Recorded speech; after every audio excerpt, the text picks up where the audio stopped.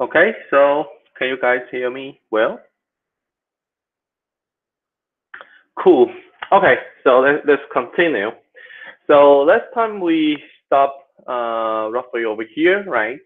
We mentioned that the solution of your model parameters, right, for the binary classification W is able to be expressed by the linear combination of the feature representation for your training data. Okay, and for the linear combination of your training data feature representation is coefficient. Okay, its coefficient is an times tn.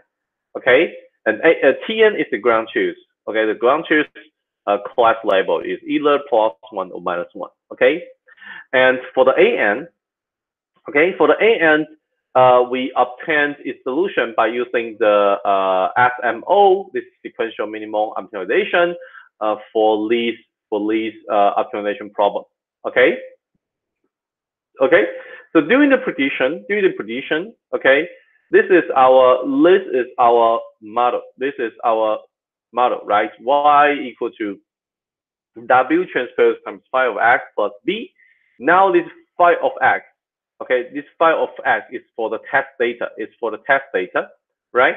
So now if you try to put the W as if you try to put the W expressed as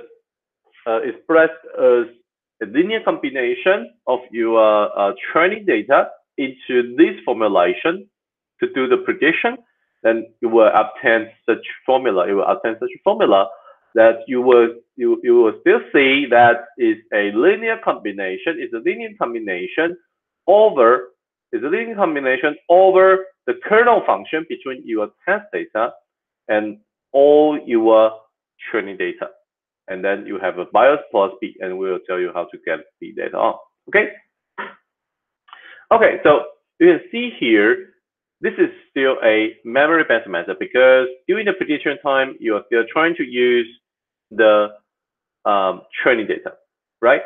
But still try to remember, right? The main motivation, okay, or one of the main idea in the support vector machine is that it's actually try to only use the sparse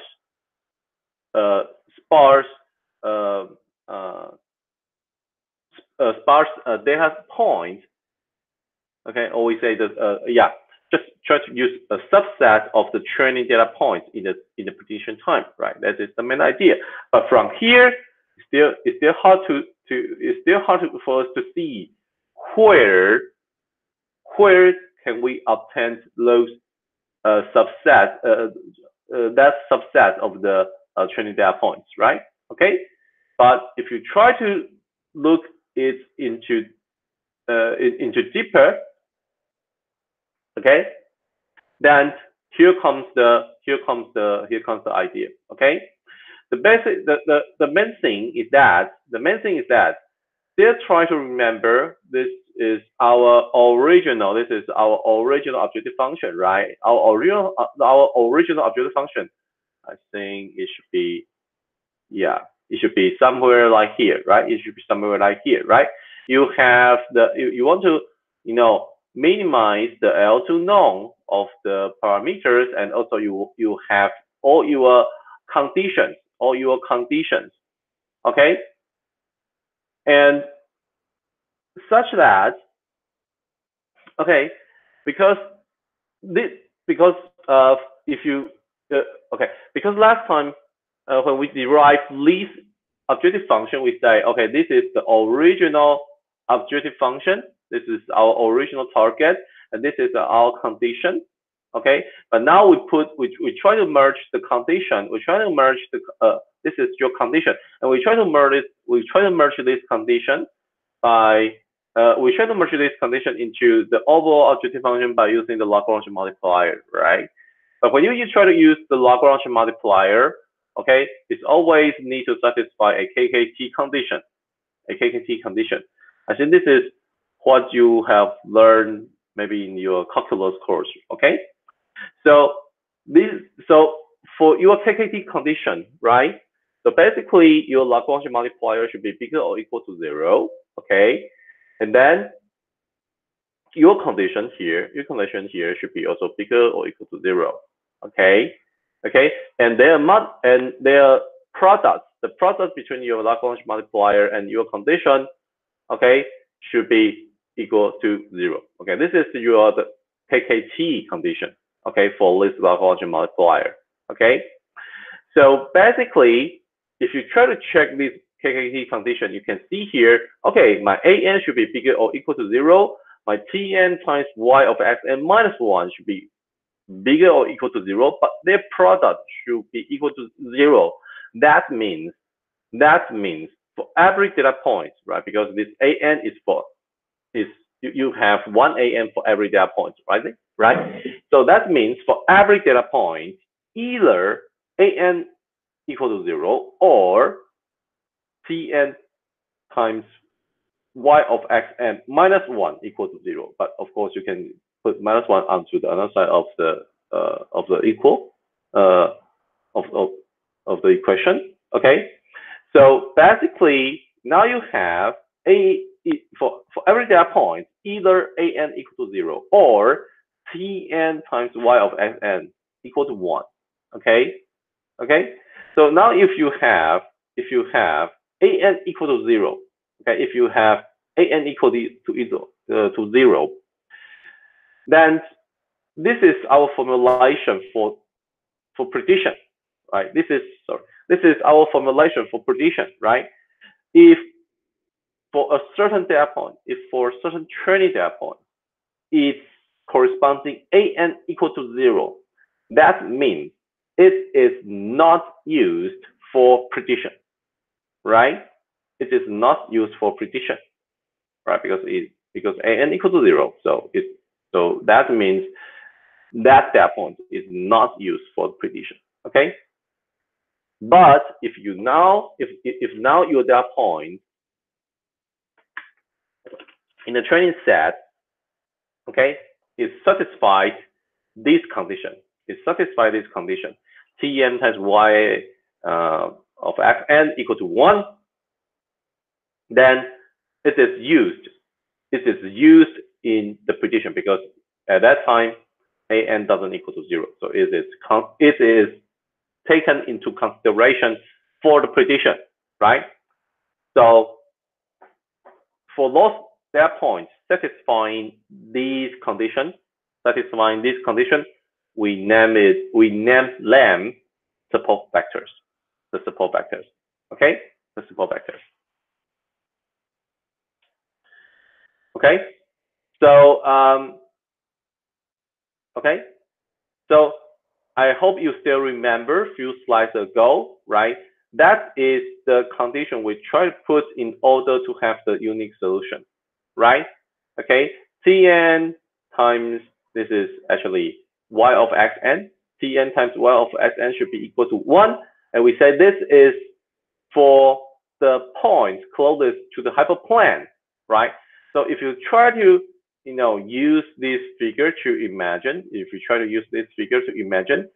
then these data points, they are the ones to support the hyperplane, right? They are the ones to support the hyperplane, right? Because they are the points closest to the hyperplane. So basically, they are the points trying to support the hyperplane, right? So that is why we call them support vectors. Because now the hyperplane can be defined simply by using those support vectors, and we can ignore all the others, because all the others, first their AN equals to 0, so they are not considered in the prediction time, and also they do not they don't really support the hyperplane, right? Because the hyperplane is mainly supported by those data points satisfying this condition. Okay. Okay. So that's it, right? So that is why we are now able to say that our SVM model is with is actually a sparse kernel machine, right? Because we do not try to use all the data points, all the training data points in the prediction time, right? Because a lot of data points, their AN will equal to 0, so they are not considered in the prediction time. Only those data points satisfying this condition, okay, they are so-called the support vectors, and they are the only training data points being used in the prediction time. Okay, so that means you only need to memorize those support vectors in your SVM model, and then you can use them in the prediction time. You don't really need to fully memorize all the training data points in your model. Okay, so that is one good thing, right?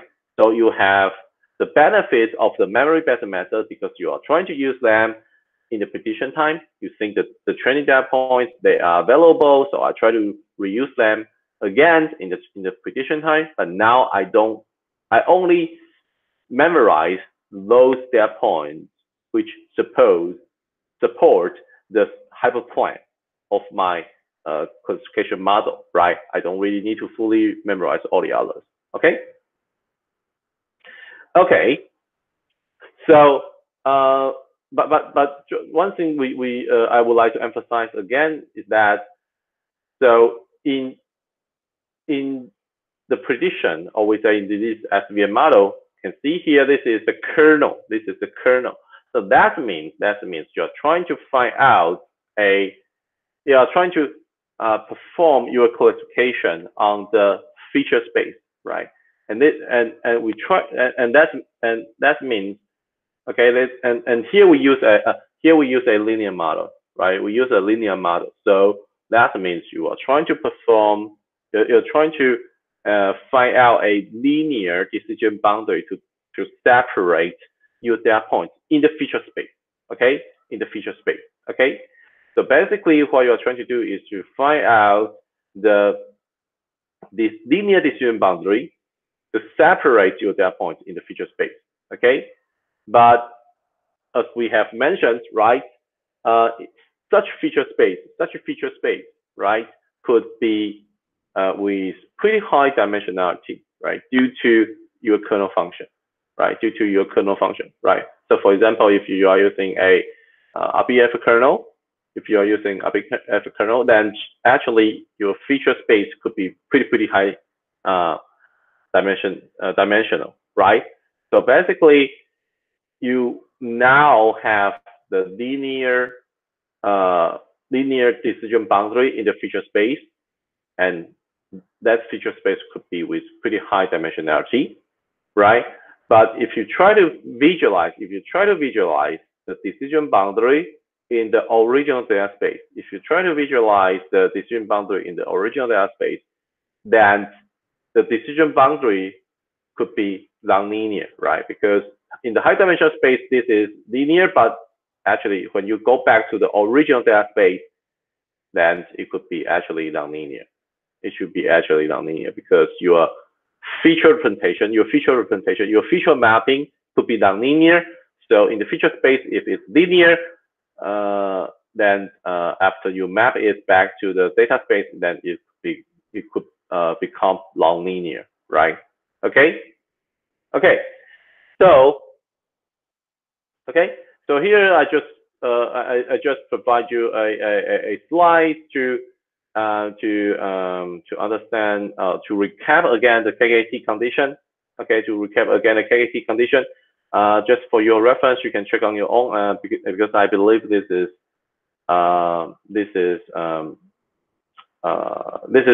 what you should already knew according to your calculus lecture. Okay, so I will skip this one.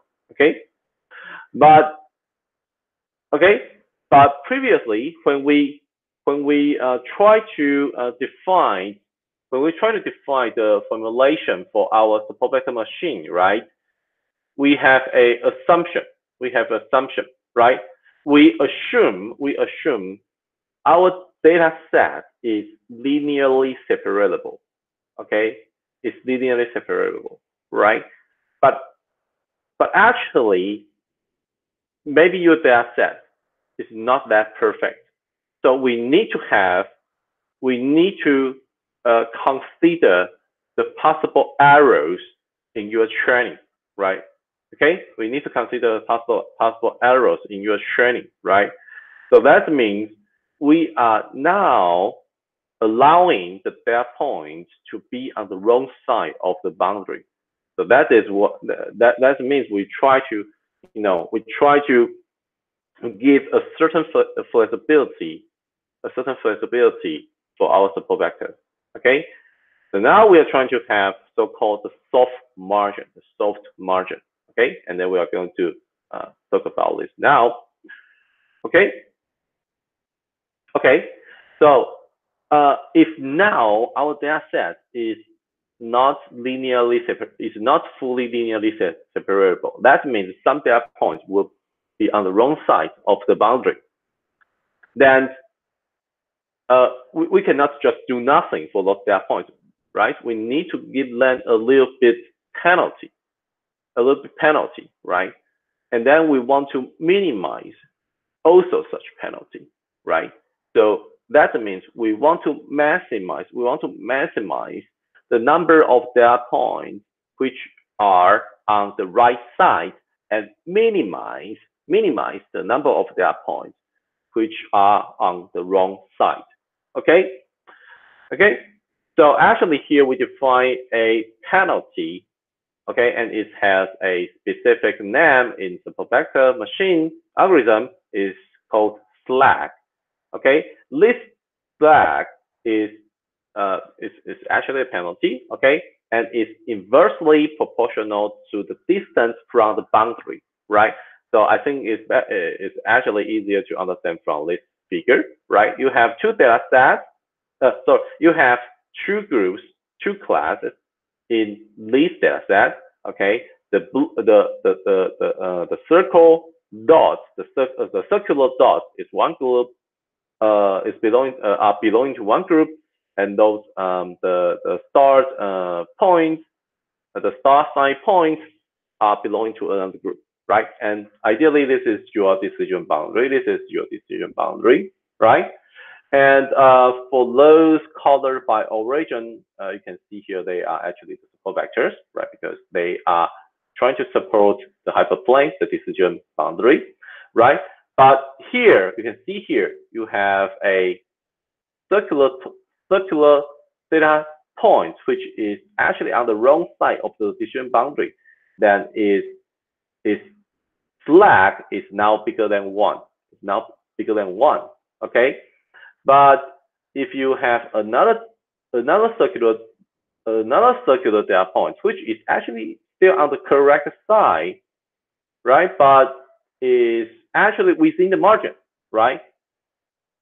So it's somehow a little bit violates our assumption, because our assumption in the decision boundary is that our assumption about the decision boundary as well as the margin is that those support vectors, they define the margin, right? And they are the closest data points to the decision boundary, right? They should be the closest data point to the decision boundary. But now these circular data points violated such property, right? Because it's much closer to the decision boundary than the support vectors, right? So for such cases, we also put a penalty for it. Right? But now this penalty is not that big in comparison to this case, because it's still on the correct side, right? So it still has a penalty, yes, but its penalty is smaller than one. So basically, such penalty is inversely proportional to the distance from a boundary. So it's actually defined in this way. It's actually defined in this way. Okay. Okay. So now we need to consider such a penalty for all our data points. Of course, if for a certain data point, if it's on the correct side and it's on the right side and it doesn't violate those properties, then its flag will be equal to 0, right? Okay, but anyway, for all the data points, we can put a corresponding flag, which we denote by using the Cn, okay, or with the Cn, okay, should be Cn, okay, okay. So for every data point, we put a corresponding flag Cn, okay.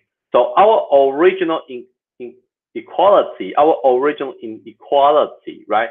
Because previously when we have this inequality, we have the assumption that all the data points are linearly separable, right?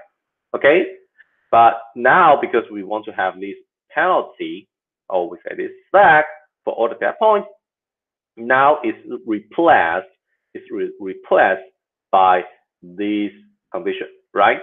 By this condition, the Tm times Yn, the Tn times Y for Sn should be bigger or equal to 1 minus the Cn, and all the slack should be bigger or equal to 0, right? The slack, there is no minus slack, right? Because this is a penalty, so it should be always bigger or equal to 0. Okay. Okay. So now, if you try to replace the original inequality by using the new one, including the slack, then our optimization problem is now subjected to 2 constraints, right? Original constraint is still this one.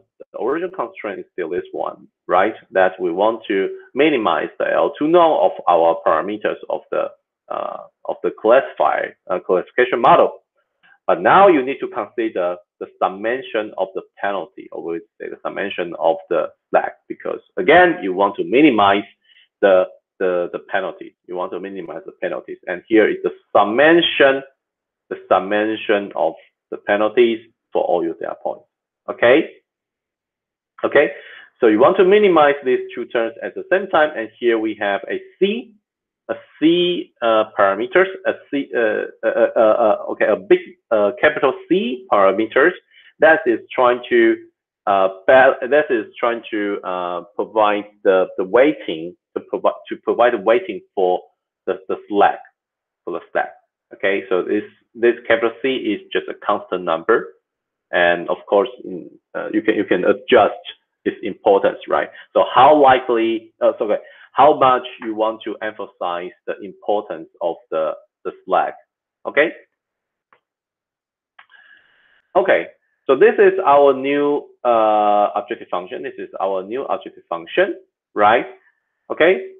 And this new objective function is subjected to these constraints. Okay, these constraints, right? You have actually 2 constraints here.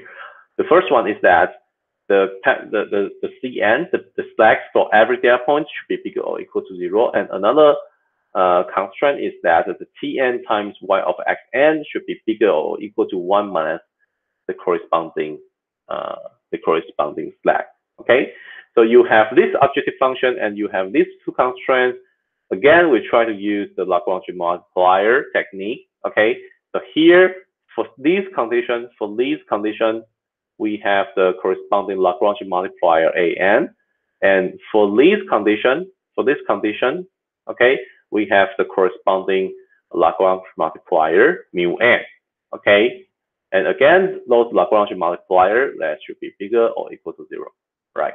So again, we have a new objective function is trying to combine our original objective function with the conditions, with the constraints. Okay, this should be quite straightforward. Okay, so for this optimization problem, okay, because you are using the Lagrange multipliers, so it should also satisfy the KKT condition, right? So I think this is not that difficult to understand, right? Your Lagrange multiplier and mu n should be bigger or equal to 0, right? And your condition here should be also bigger or equal to 0, right? Okay. You can see this equation and this equation, they should be bigger or equal to 0, right? But their multiplication, right? So the an times t or times the an is product with tn times y of xn minus 1 plus cn should be equal to 0, right? Their product should be equal to 0. Okay, and again here your Lagrange multiplier and your constraint should their product should be equal to 0. Okay, this is your KKT condition. Okay, for this Lagrange multiplier. Okay, problem. Okay. So now you can see here in this objective function we have some variables. We have some variables, right? W and B is the parameters for our model, right? So A is the A is actually related. The A is actually related to the Lagrange multipliers. Okay. So now, now let's try to find out the optimal solution for each variable. Okay. So first we have this objective function. So you are able to compute its partial derivative with respect to the parameter W, right? And make it equal to 0 to get the analytic form of the optimal solution for W. And again, you can see here, the W is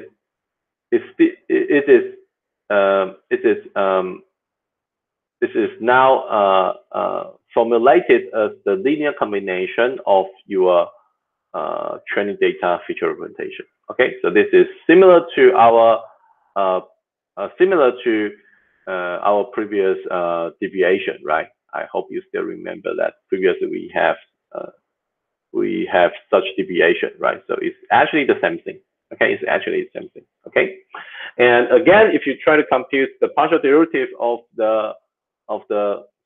your objective function with respect to the b and make it equal to 0, then you get such condition. You get such condition that the summation over an times tn should be equal to 0, and this is exactly the same as what we have obtained previously. And again, and one more thing here is that if you try to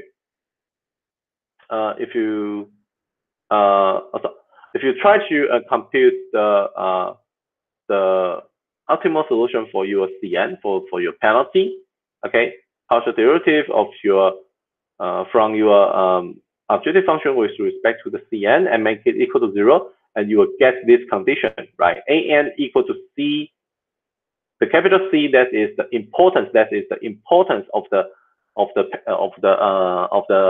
slack, okay, minus the UN. UN is the Lagrange multiplier for my CN, okay? So you get such condition. Okay? Okay, so if once you have such condition, right, AN is equal to C minus CN, the capital C minus CN.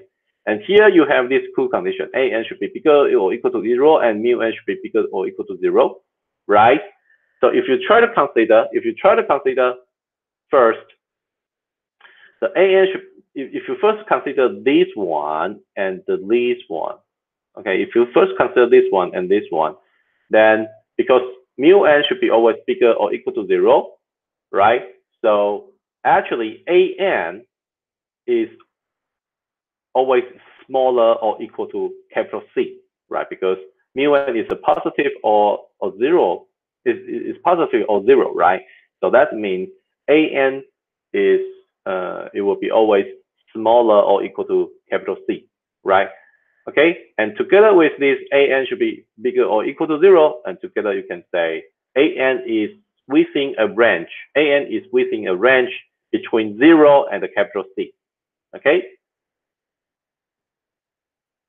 Okay. But anyway, this is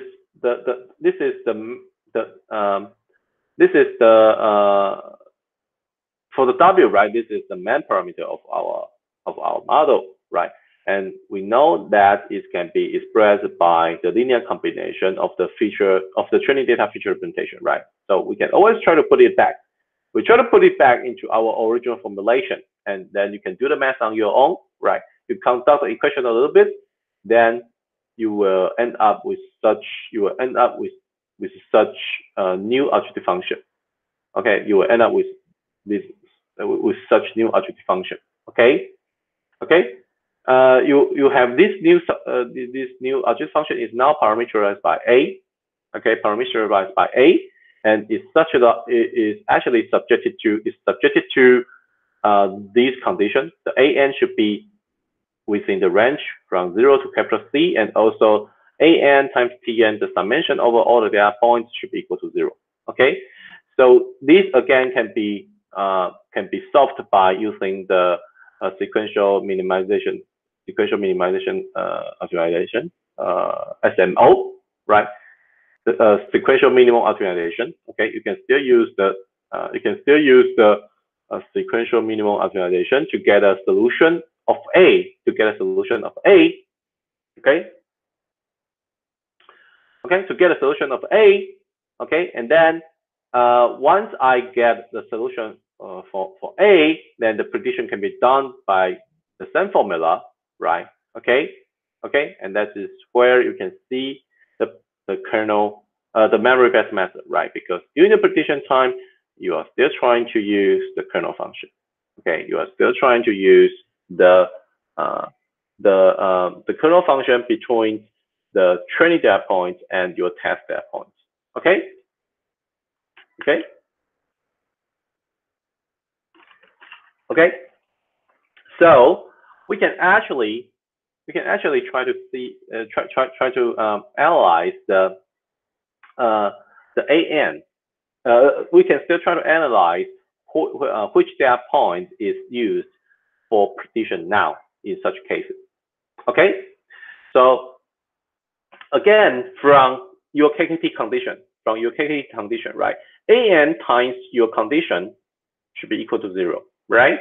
So that means for every data point, either AN equal to 0. If AN equal to 0, that means it is not used in the prediction, right? Or Tn times y of xn equal to 1 minus Cn, right? So for data points satisfying these conditions, they are so-called the support vectors. They are so-called the support vectors. Okay.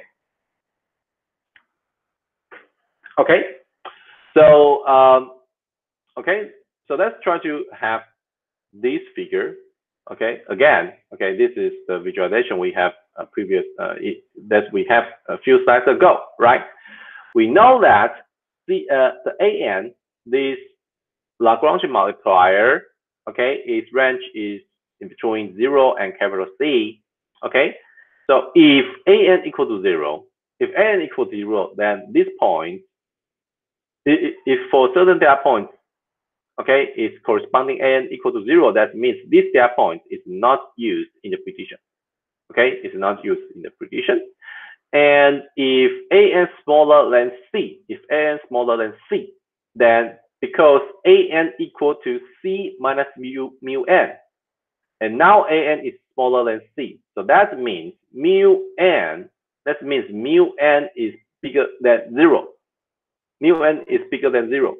Then from our KKT condition here, right, mu n times Cn should be equal to 0. Because now mu n bigger than 0, then that means Cn equal to 0. So that's data point. For certain data points, if its AN is smaller than C, that means it doesn't have any penalty. It doesn't have any flag. Okay, because its flag equal to 0.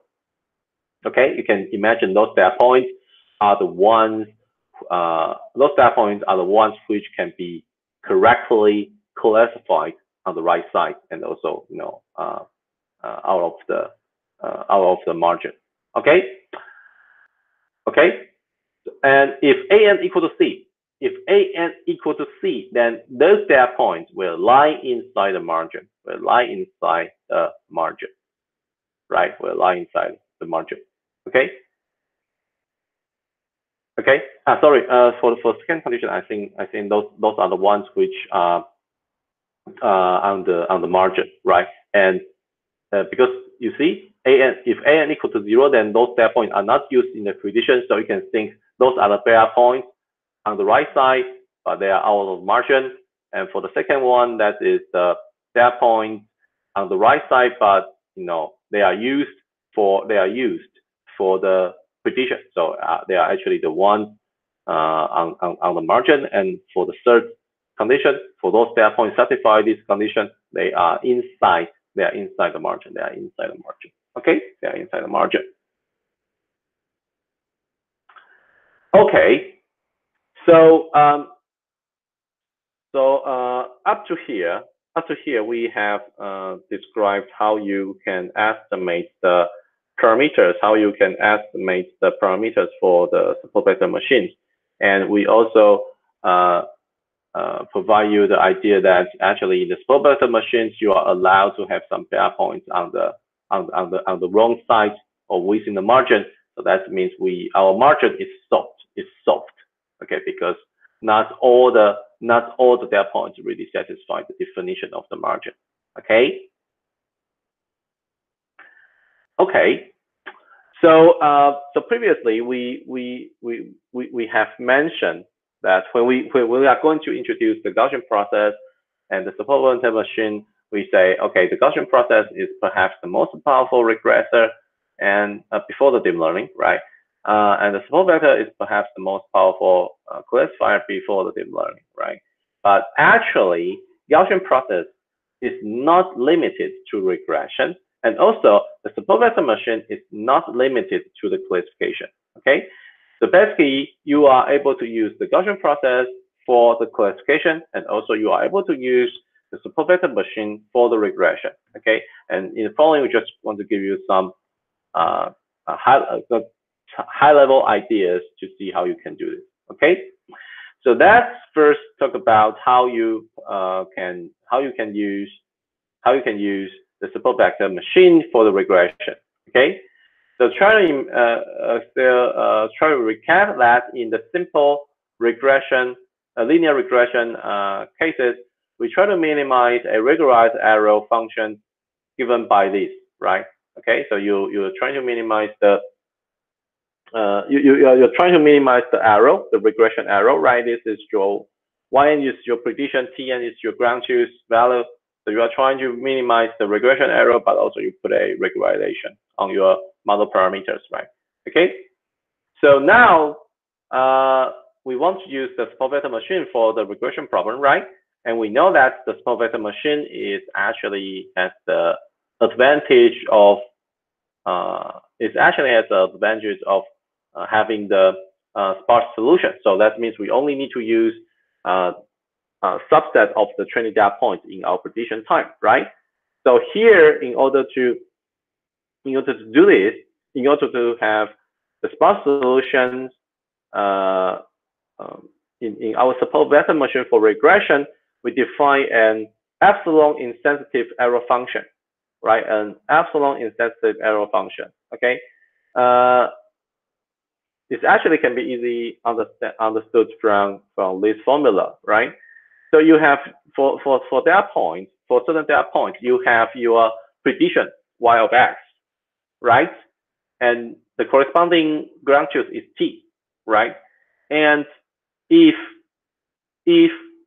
your prediction, the error between your prediction and your ground truth is smaller than a epsilon, right? Right. So that means your prediction is already quite close to the ground truth within an epsilon distance. Okay. Okay. We say for the close enough, we think, okay, if it's within a small epsilon distance, then that means it's close enough, right, for a regression. So if your prediction and your ground truth is small, their distance is smaller than epsilon, then we think, okay, it's already good enough. So we don't put any errors. We don't put any errors for it. We don't put any penalties for it, right? But if now your prediction and your ground truth, okay, its arrow is bigger than epsilon, then we will put a penalty, and the penalty is, this can be described in this, it can be expressed in this way, right? So if you have bigger prediction arrow, right, then of course you will have larger penalty, right? Okay, so by using such we can say the arrow function, by using such arrow function, right, our objective function will become this way. Well, objective function will become this way, right? So you simply turn this yn minus tn into this definition, right? Into this term, and again you still have the regularization term. Okay, and also we would also have a slack. We also want to have a slack. Okay, we also want to have a slack. Okay, so we can actually turn we can actually turn this idea of the arrow function into the slack, okay, because this is to give the penalty for those, for those data points not regressed good enough, right? So this is actually the idea of the penalty always at a slack. So we can actually turn this arrow function into something similar to slack, right? Into something similar to slack. Okay. So let's try to have this figure, right? So basically, you try to predict the y from the x. Okay. And let's assume this red one is your regression model.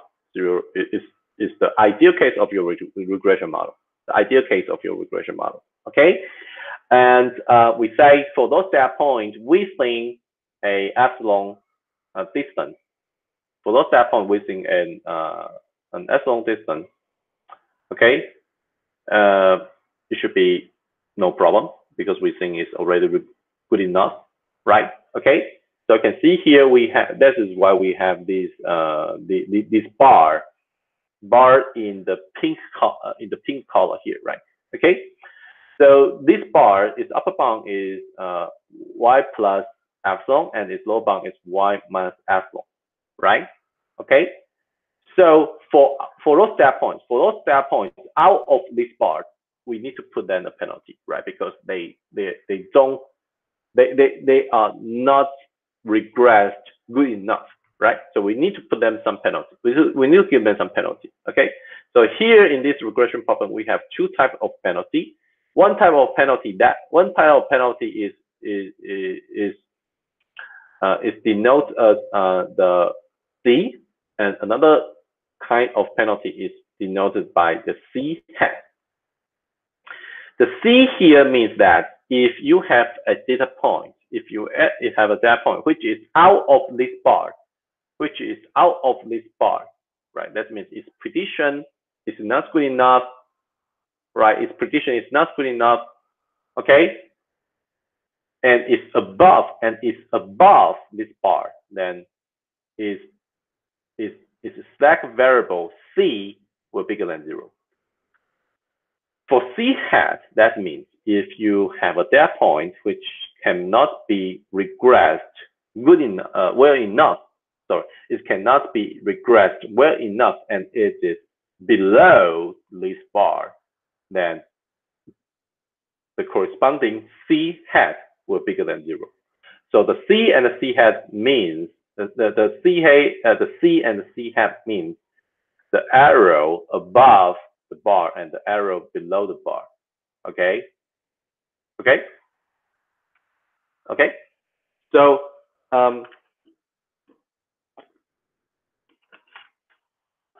so the point above this, we call this the epsilon tube. The points above the epsilon tube have C bigger than 0 and C hat equal to 0 because it is above So for this C hat is equal to 0, right? Because it's not below. This is not below.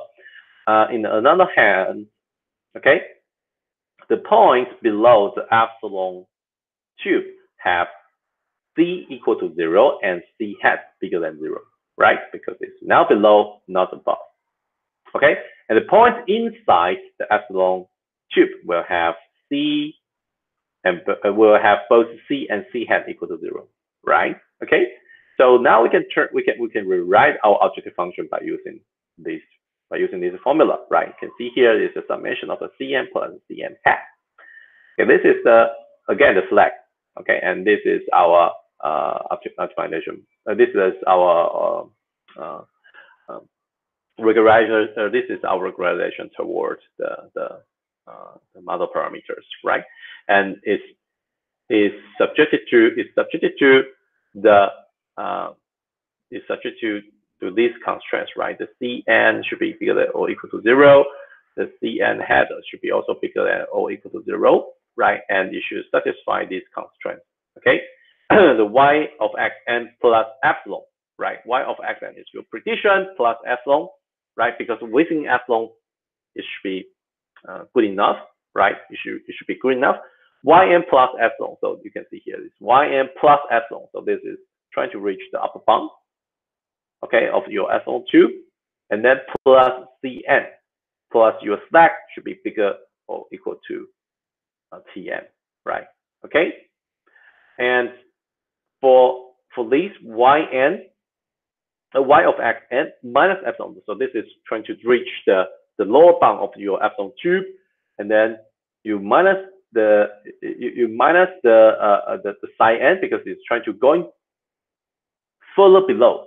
Okay, then your Tn should be bigger or equal to this one. Okay, should be bigger or equal to this one. Okay, so you have your objective function here, and you subject it to it's subjected to this constraint, right? So basically, you can put all of them together into a by using the Lagrange multiplier, right? Again, this is your for the first two terms from your original objective function. Later you have the Lagrange multipliers for your slack, and also you have the Tn and you have An and N hat for these two conditions. Okay. So you can still try to you compute the analytic form of the optimal solution for your W and try to replace it back to this formula, right? Then you get the dual representation of the objective function, right? And here we'll just give you the dual form of the objective function, right? So you can see here that now this is parameterized by your A n and your A n hat, right? The Lagrange multipliers for your condition, okay? And it's subjected to these constraints, right? So the A n is range is in between 0 and C. Capital C, the C again is the importance of the slack, okay? And also because the A n hat, okay, the Lagrange multiplier for another condition, it should be also in between the range of 0 and capital C, okay? And this one is obtained by the analytic form from the optimal solution of B, okay? So An minus An hat should be equal to 0, right? Okay, and doing the prediction, what you are trying to do is this. Okay? And you can do the math on your own. It's not that difficult. Just follow the same principle as we have mentioned previously. Okay? And now here we just want to check a little bit about the KKT condition in order to see which training data points are used for the prediction. Okay? In this regression problem. Okay? If you try to check the KKT condition, right? An and the product of An and its corresponding condition should be equal to 0. An hat its product with its corresponding condition should be also equal to 0. Okay, C minus An times Cn should be equal to 0. Capital C minus An hat times Cn hash should be equal to 0, right? So those you are able to see from the KKT condition, right? So just try to check it on your own. Okay. So from these KKT conditions, we are able to derive the following properties. So first, the AN can only be non-zero. The AN can only be non-zero if, right? So AN can be bigger than 0 once this condition equal to 0, right? So if this condition equal to 0, right, that means the data point either lies on the upper bound, right? Because on the upper bound, right, yn plus epsilon. So this is also upper bound. Okay, it lies either on the upper bound of the tube. That means the Cn equal to 0 or above, right? If it is above, right, above the epsilon tube, then the Cn equal to Cn will bigger than 0. Okay, Cn will bigger than 0. Okay, and the similar story. Okay, An hat can only be non-zero if this condition is satisfied, right? So you can see here the data point either lies on the lower boundary, right? Okay, it's either on the lower boundary. So because if you try to move the yn and the epsilon into another side of the equation, if you move yn and epsilon into another side of the equation, then you have yn minus epsilon. So that is the lower boundary of the epsilon tube, right? So if you are on the lower boundary of the epsilon tube, right, then your Cn hat will equal to 0, right? Otherwise, it will be further below. That means the Cn hat will be bigger than 0, right? So these two conditions, they are not incalculable because for every data point, either An or An hat must be non-zero, right? So it should be either above or below. Okay, you cannot have a data point which is at the same time above and below the tube, right? It doesn't make any sense, right? Okay, and the support vectors are those data points, either An non-zero or An hat non-zero, right? Okay, because those are the data points that lie on the boundary of the tube or outside of the tube. Okay, and all the data points within the tube have An and equal to An hat equal to 0, right? Okay, because they are well regressed, so the corresponding An and An hat will equal to 0. Okay, so this is how you use the support vector machines for regression. Okay, and another important thing that I want to mention is that the reduction process can be also used for the classification, right? Okay, so basically, let's consider the binary classification problem, right? So you're given a data set. Okay, this data set contains a lot of pairs of x and y. Y are now the binary labels. Okay, so let's move this like this. Okay, so previously when we use the Gaussian process for regression, right? We have the we say, okay, we try to regress from the we try to regress y from x. We try to regress y from x, right? And at that time, in the regression problem, y can be continuous. Y can be continuous, right? Y can be actually continuous. And now we want to turn it into binary. So a very simple way is just to put a threshold on the prediction, right? On the prediction. So if your f of x, so basically f of x is your prediction, right? If your f of x, okay, this is a continuous value, and if we try to put a threshold, let's say if it's bigger than 0, then we think this is a positive one, and if the f of x is smaller than 0, then we put a corresponding label -1. Okay, so basically you can simply put a function over your prediction.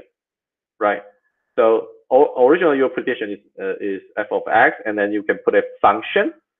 Okay, you put a function, for example, a threshold function to get the labels, to get the binary labels, right? Y. Okay, so here you can have different choices of the you can have different choices of the function that to turn your continuous your continuous prediction results into the binary classification results, right?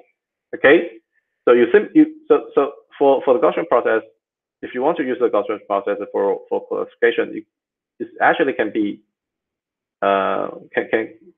from a formulation perspective, it can be easy because you only need to put an additional function to turn the continuous prediction into to a binary prediction, right?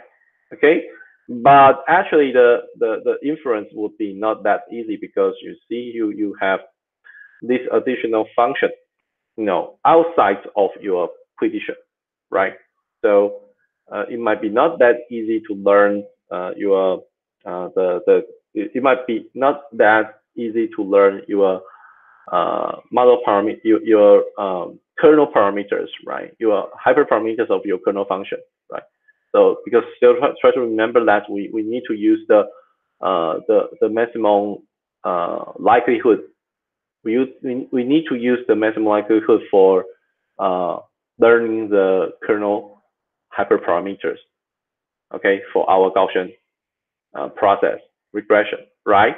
Okay, so but now the whole formulation will need to include this function to turn from the continuous prediction into the binary prediction. So it will become more complicated, right?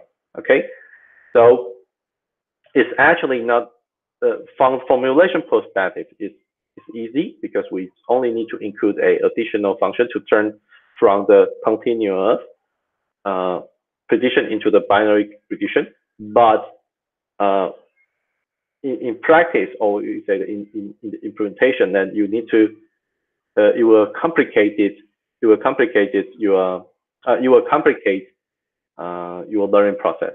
Okay, but anyway, we just want to show you it's doable to have the Gaussian process for classification. Okay, and in the last slide, I just want to quote a few arguments made by a professor from Cambridge. Okay, the Professor Zobin Gauramani. He is a very famous professor from Cambridge University, and actually he is a big fan of the Gaussian process. Okay, and he tried to put some comparison between the support vector machine and the Gaussian process, and he wants to mention some limits of the support vector machine with respect to the Gaussian processes. Okay, so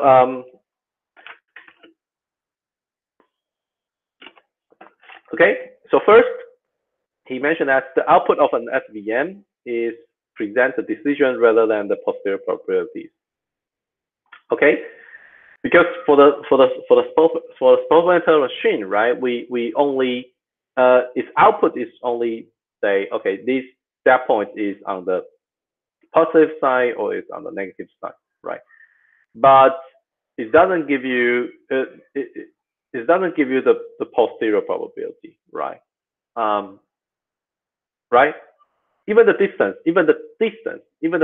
from a certain data point to the decision boundary cannot be directly mapped to the posterior probability. Okay, but in the Gaussian process, because we have a still remember that we have the distribution of the prediction, right? Because we have in the Gaussian process. Let's try to see here, right? In the Gaussian process, we have the probability distribution for our prediction. So it's actually a posterior distribution, right? It's actually a posterior distribution. Okay. Okay, and Okay, it's a posterior probability basically. Okay. The second thing is that the spectral machine was originally formulated for two classes, and if you now want to extend it to multiple classes, it's actually not that straightforward. Okay. So for this, I think we can we can give it a little bit more description. So let's try to imagine. Sorry. Okay. So let's try to create a data set with sorry, with three classes. Okay, let's try to create a data set with three classes. Okay.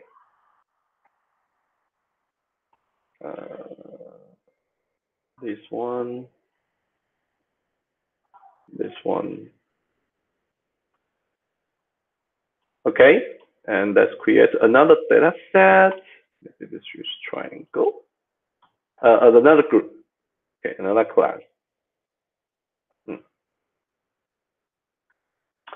Okay, so let's assume you have a data set is contains three classes. And now we want to apply the probability machine in order to perform the classification, the multi-class classification, right?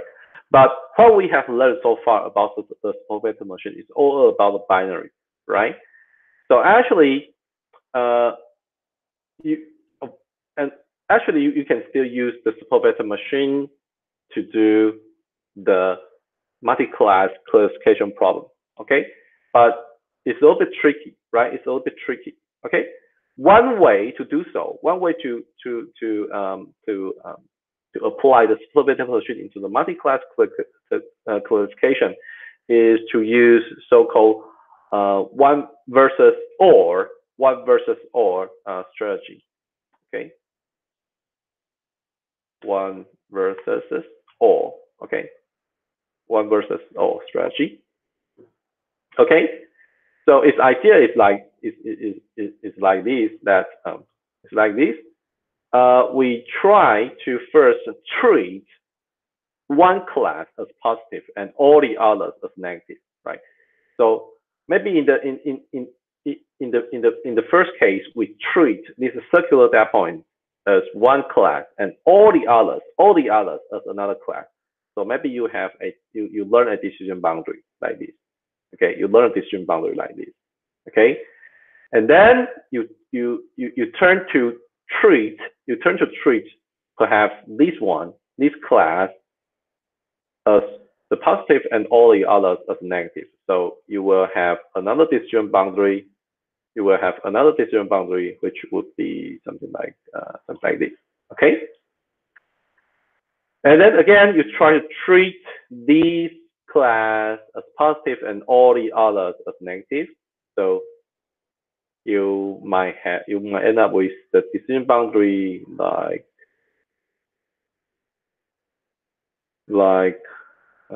this. Okay. Like this. Okay.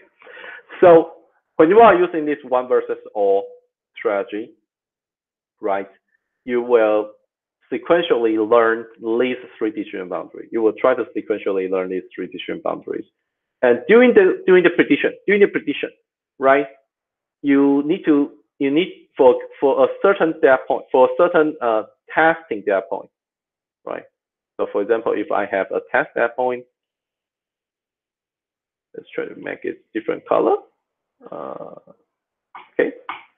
If I have a certain test data point, for example here, I have a certain test data point, then I need to check these data points with respect to these three decision boundaries, right? Right.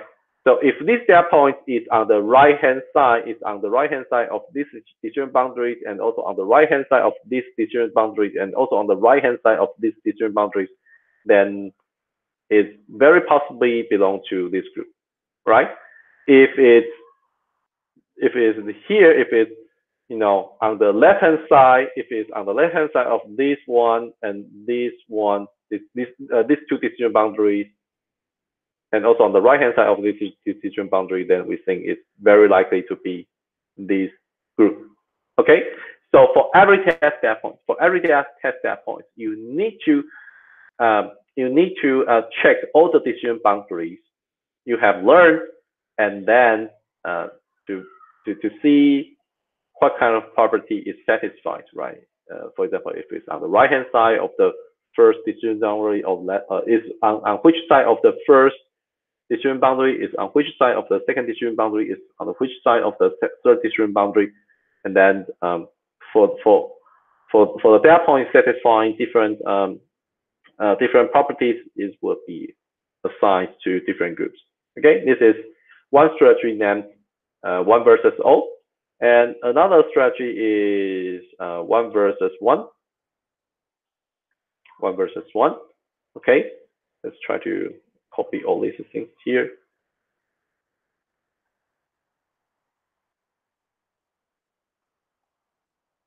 Okay. Okay. So for the one versus one strategy, it's basically randomly pick two groups and learn the decision boundary, right? So for example, I first pick these two groups, the circle and the triangle, right?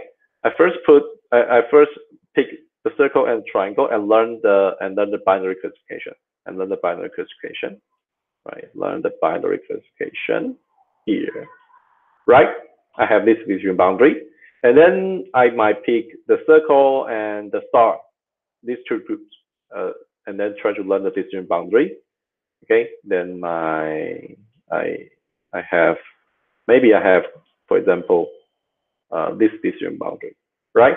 And then I pick the triangular data point, this triangle class and this star class to learn the binary classification. Then I might end up with something like this, something like this. Okay, something like this.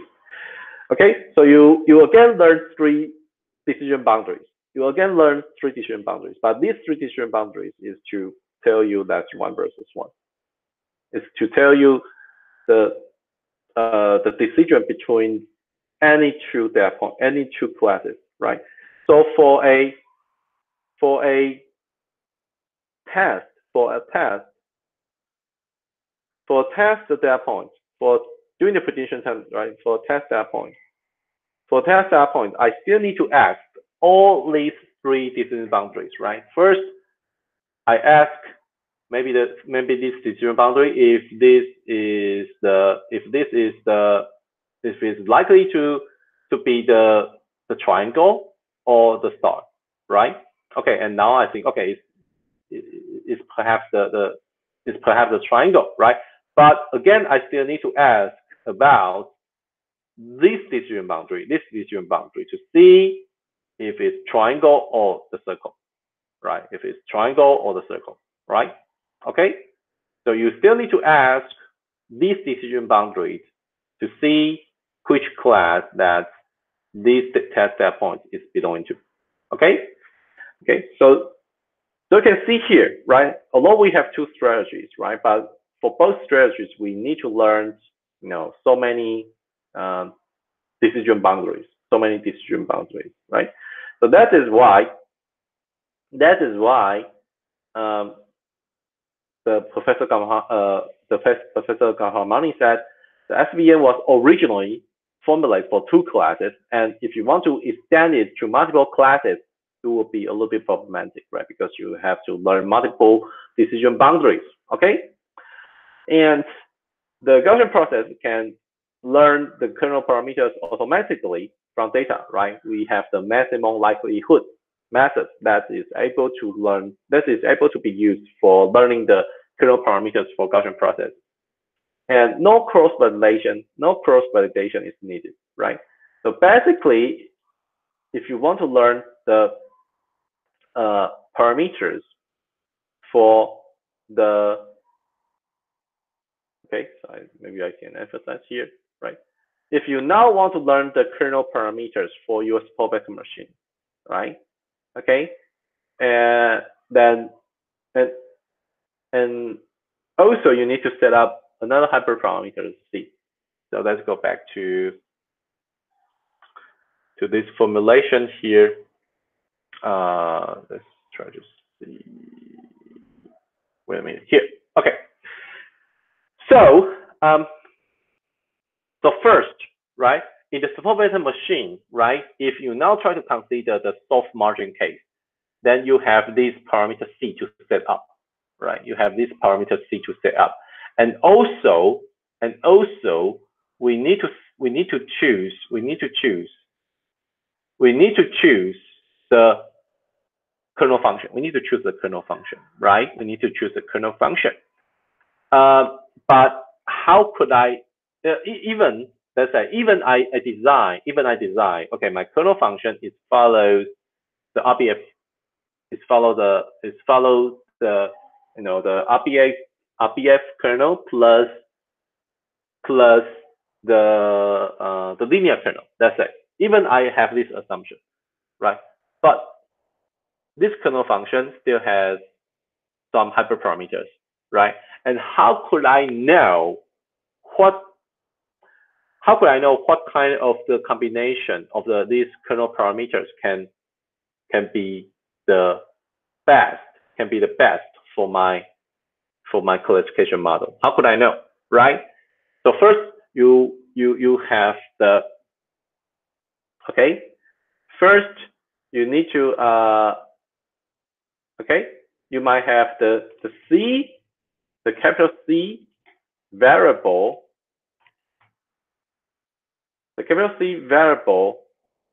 for the importance of slack, okay, of the slack. That is the first parameter that you might need to estimate, okay. And secondly is the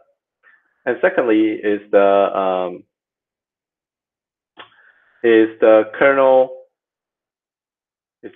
parameters, right? Is the kernel parameters that you also need to estimate for, right? Okay, so you have these parameters that you need to estimate for, but we never mentioned how you perform the estimation, of these variables or parameters. Maybe I should say just parameter. Okay, we never mentioned how you can estimate the parameters for support vector machines, right? So basically in the support vector machine, they are trying to use a strategy. Most of the time, they are trying to use the strategy named the cross validation for we can say the hyperparameter, okay, because those are hyperparameters estimation. Okay, you're trying to use the so-called the cross validation, Okay, so let's try to talk about how you perform the cross validation, right? So the idea is as follows. Okay, let's try to imagine that originally you have so many data points. Okay, just a bunch of data points in your training set. Okay, and basically you can try to divide it into, let's say, into 5 folds. You can, okay, I can split it into, let's say, k, or let k equal to 5 folds. Okay, so if you try to separate into 5 folds, it will be as follows, right? So okay, so I try to no, 1, 2, 3. Okay, I know how to do it. Okay.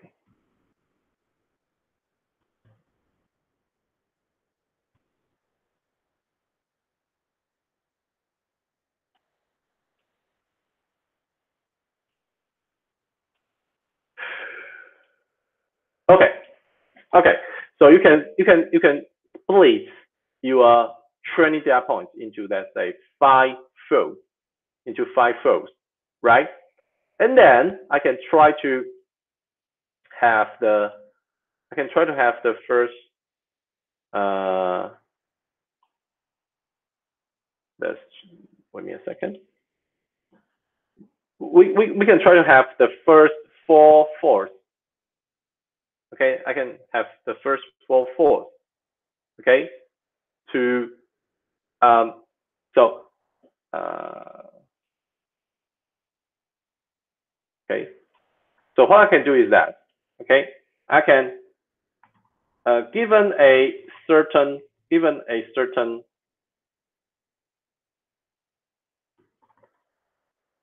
hyperparameter setting,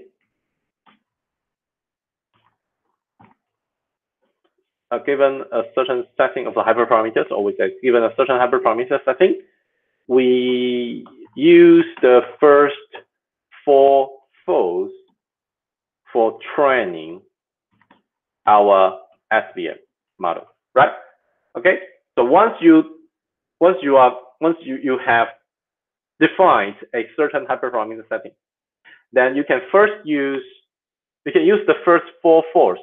Okay, first 4 fourths of your you can use the first 4 fourths for training your SVM model and validate the performance of this SVM model on the last fold,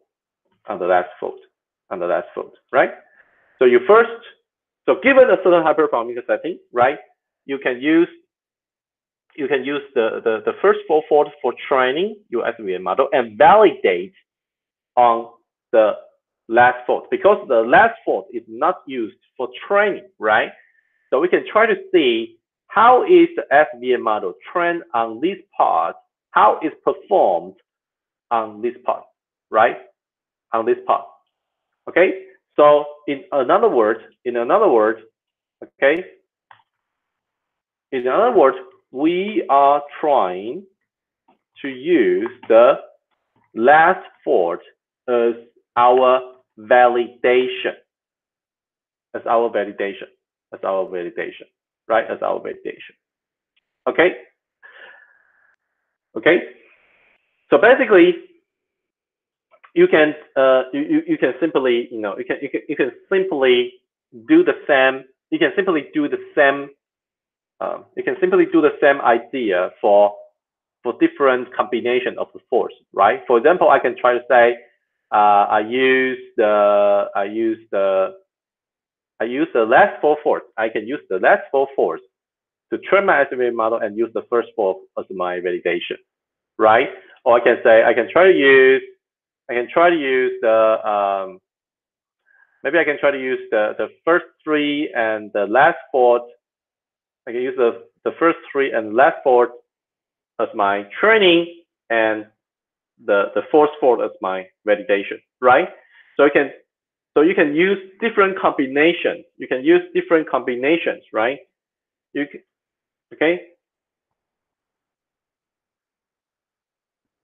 Okay. You can use different combinations of the force for training and validation in order to test to verify if the current setting of hyperparameter,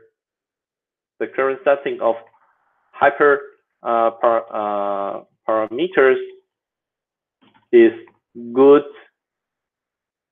enough or not, right? Okay.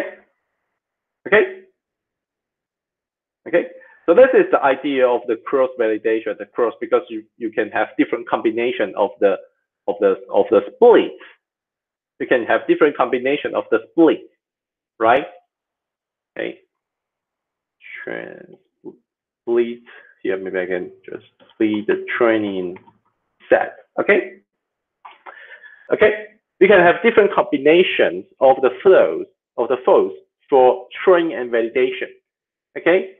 And you can verify if the current setting of the hyperparameters is good or not, right?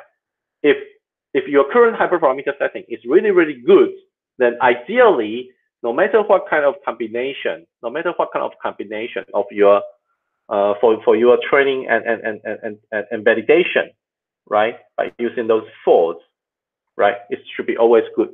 It should always have good performance on the validation fold, right? Okay.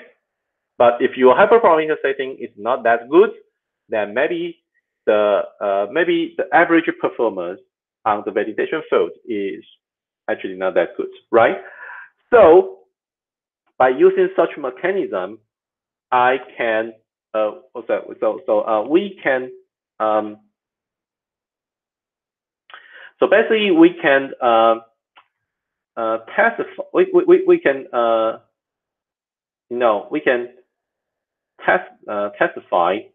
we can testify for different settings of hyperparameters right?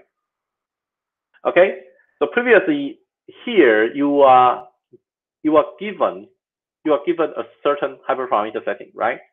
But of course you can try to propose different settings of hyperparameters and then do the same procedure to see if this setting of hyperparameters is good or not, right? Okay, so most of the time what we will do is that, okay, so what we'll do is like, okay, we assume C, we might assume that's a C parameter. We might assume C parameter its range is in between maybe let's say 0 and 100. Okay, maybe its range is between 1 and 100. Then we will try to testify maybe 1. How if the C equal to 1? How if the C equal to 10? How if the C equal to 20? How if the C equal to 30? Right? Okay, and also we might okay. So let's try to have yeah, okay. And for kernel parameters, maybe you have another parameters for your kernel function, right? Let's say row. You have a row parameter for your kernel function. Then we can also assume the range of the row is between, let's say, is between the -2 to 2, right? Then we can testify how if the performance if row equal to -2, how if its performance when row equal to -1, and so on, right? So when you have multiple parameters, right? For example, C and row, and then you can have some possible, you can have some candidate values for C and the row, right? Okay, and then you can build up a grid. Okay, you can build up a grid. Sorry. Okay. So maybe I just simply. Okay. Okay. You can you can build up a grid composed of candidate values for your hyperparameters, right? Right? Okay. You can build up a grid composed of a candidate, composed of candidate values for hyperparameter. For example, in this grid, you might have C equal to 10, row equal to -2, or C equal to 20, row equal to 2, right? You can have different combinations, right? Okay. Okay, you can have different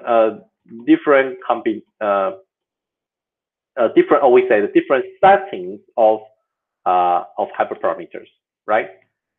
Okay, you can have different settings of hyperparameters. Then for every setting of the hyperparameters, you can use this cross-validation procedure to see what is the average performance of this specific hyperparameter setting, right?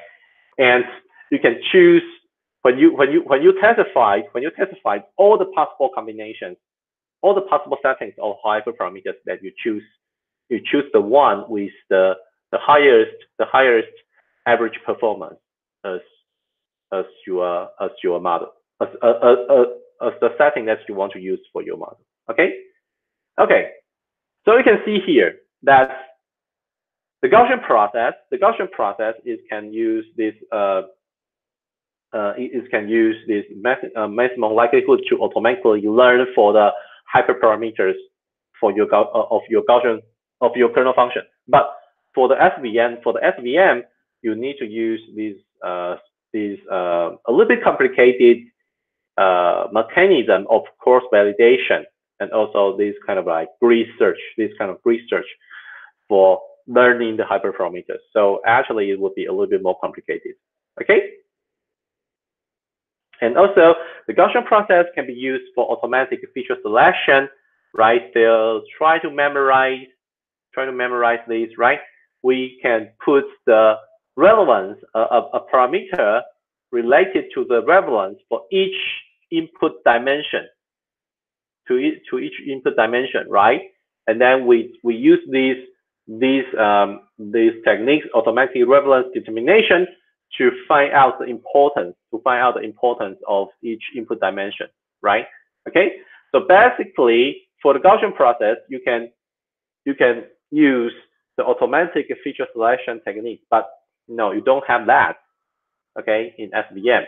Okay, of course you can use some techniques to approximate the automatic feature selection, but it would be more it anyway will be more complicated than the automatic feature selection used in the Gaussian process. Okay. And the last point is that the Gaussian process can incorporate interpretable noise model, right? So for example, you put a white noise model and priors of a function, right? Because Gaussian process itself is actually describe the distribution of functions, right? So you can put interpretable noise model and the priors over functions, and you can sample from priors to get an intuition about the model assumptions, right? So once you define the Gaussian process, it's just a distribution over functions. You can always sample from this distribution to get an idea about the model assumption, right? So so let's try to see if I have such. Okay, this figure, right? Once you define the Gaussian process, then you can sample from. Because the Gaussian process is defined a distribution over function. Then you can sample from the Gaussian process. Then you get different curves here. Different curves here means different functions, right? Means different functions. Okay, so you can sample from the distribution over functions in order to see what is the property of those functions, right? But you don't have such things for the SVM, right? So that is why this professor he prefers more Gaussian process than the SVM. But it's up to your choice. What I want to say is that most of the time, if you want to do the classification, you will choose to use the SVM. And there is a very famous tool. There's a very famous tool that is libSVM. Okay, it provides a very good library for you to train the SVM model, right? For you to train the SVM model, and later on in the first homework, you will also request to use this library to train your SVM model. Okay. So it's up to your choice, right? Most of the time when you want to do the classification problem, you would choose to use the SVM. And if you want to do a regression model, some people will still stick to use SVM. They will still stick to use the SVM. But Gaussian process is definitely Gaussian process is definitely a very good choice for you to use for the regression problem. Okay. Okay. So I think for this section, the kernel, the Gaussian process, and the SVM, That is what I want to introduce you in this session. Okay. And then we will go into, I think we still have 10 minutes to go. We will have a brief introduction for the next section. Okay, for the next session here. Okay. For the next section, for the next section, we are trying to talk about the okay. We are trying to talk about the unsupervised learning, Okay, the unsupervised learning. Okay, so before we talk about unsupervised learning, we need to give you the idea about 3 types of learning, right? The first type of learning is the supervised learning. And the supervised learning is actually what you guys have learned most so far, right? Assume we have the training data. Okay, the training input x1 to xn. Then in the supervised learning, we are also given the desired output y1 to yn in the training data. Okay, so basically for the supervised learning, in the training data, you have both your input and output, right? And then your goal is to learn a model, that is able to well map your input to the output, right? So that is why I say the goal is trying to learn to produce the correct output given the new inputs. Okay, so no matter for regression problem or the classification problem, right? The regression problem is a continuous input-output mapping. The classification problem, the output is discrete variable, right? So you're trying to learn a decision boundary, right? So no matter for regression or classification, they are all related to the supervised learning because you are given in the training data both the input and output pairs. Okay. Okay. And another type of learning is the reinforcement learning. It's a reinforcement learning, and the reinforcement learning is out of the scope of this machine learning course now. Okay. It's definitely the very important category of the learning of the machine learning. Okay, but due to the time limit, we don't have we cannot give the introduction for this reinforcement learning. But in our department, we have a deep learning and practice course. I think in the last part of that deep learning and practice course, you are able to learn the reinforcement learning thing. And I think in the coming future, I think we are also going to have a course directly related to reinforcement learning. Okay, so if you are interested in this learning category, you can try to check other courses. Okay, but the basic idea of the reinforcement learning is trying to describe the interaction between the a machine agent and its environment, right? So basically, try to imagine there is a machine, or we say a robot. A robot can interact with its environment. Okay. So this robot can produce different actions. For example, it can move up, can move left, can move right, and move down, right? And when this robot moves, okay, try to imagine this simple game. Okay. When this robot move up or move left or move right, then it might affect the state of the environment, right? Okay, it might affect the state of the environment, right? For example, if this one is moving down, then you will bump into a ghost or something, right? And when it affects the environment, then you will receive the rewards, right? So for example, if you go up and right, then you get some points, but if you go down, then you will lose some points, right? So you will receive the rewards to see if a certain action on a certain to see if a specific action on a certain time step, if it's good or not, right? So its goal would be trying to learn to act, okay? in a way that the reward is maximized in the long term, right? So for example, maybe in this game is to get more more scores as possible, right? So these machines should try to it should try to learn how to move, okay, how to react in order to get the highest reward, or we say the score, okay. So basically, it's try to learn the policy, or we say the decision making, right? And this AlphaGo is a very famous example of the reinforcement learning, right? You need to your action is to put your chase on different positions in order to maximize the final scores, okay. We say the final the scores in the end, okay. So you need to learn how to react, and every time when you have an action, every time when you have an action, of course you will change the status of the environment. The environment is now this chessboard, right? You will change the status of your environment, right? So basically, in the reinforcement learning, you are trying to you try to learn to act you learn to act.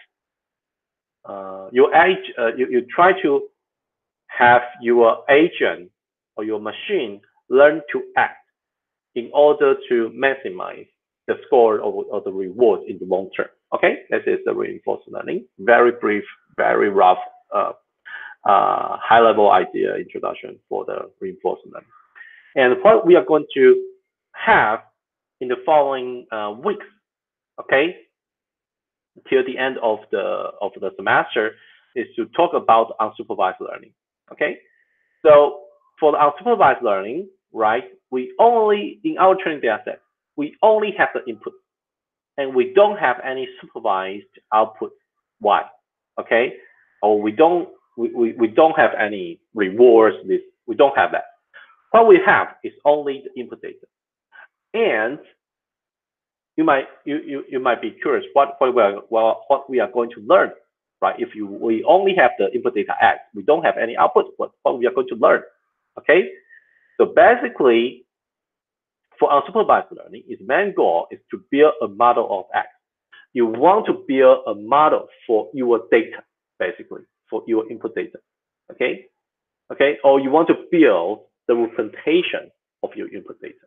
Okay, you want to see what is a good representation of my data. Okay, or you want to find the patterns in your data. Okay, you want to find the patterns in your data, right? So maybe I want to find a pattern in my data. Let's say, okay, some of my data points, they are more likely from a same group.